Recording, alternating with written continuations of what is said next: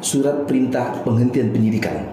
Untuk panjangannya ya. Ya, jadi surat perintah penghentian penyidikan ini berada di lingkup perkara pidana di kepolisian. Kewenangan untuk menghentikan penyidikan adalah berada di kepolisian atau penyidik itu sendiri yang menangani perkara pidana. Siap. Dan tidak termasuk perkara perdata. Ketika perkara perdata itu masuk ke ranah pengadilan negeri.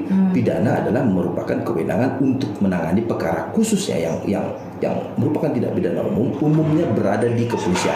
Yang menangani adalah penyidik Kepolisian Republik Indonesia. Siap. Ya, ada alasan kenapa penyidik menghentikan penyidikan. Atau yang disingkat tadi dengan SP3. Ya, ada 3 alasan. Pertama adalah tidak cukup bukti.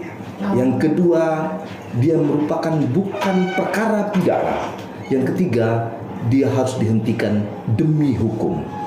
Alasan hukum. Maksudnya demi hukum apa ya? Ya, alasan hukumnya bisa saja perkara itu adalah perkara yang pernah diputuskan, perkara yang pernah diungkap, perkara yang pernah disidik, gitu ya, perkara yang pernah disidangkan, lalu sudah ada putusan yang berkekuatan hukum tetap, sehingga harus dihentikan. Itu demi hukum. Dan yang kedua bisa saja terlapor atau tersangkanya itu sudah meninggal, sehingga alasan demi hukum dia harus dihentikan.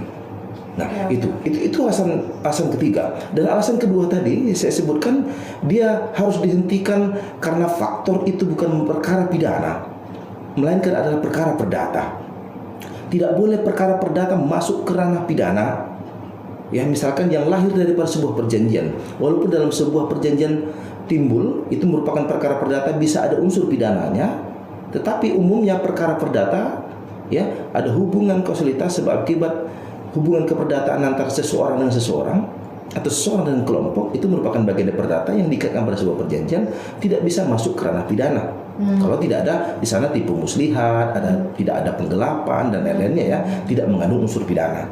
Dan kemudian ada alasan pertama tadi yang saya sebutkan kenapa dia harus dihentikan, karena tidak cukup bukti. Bukti-bukti itu apa? Ya, bisa saja dari keterangan saksi yang tidak meyakinkan penyidik bahwasanya itu merupakan perkara pidana atau tidak ditemukan ada unsur pidananya.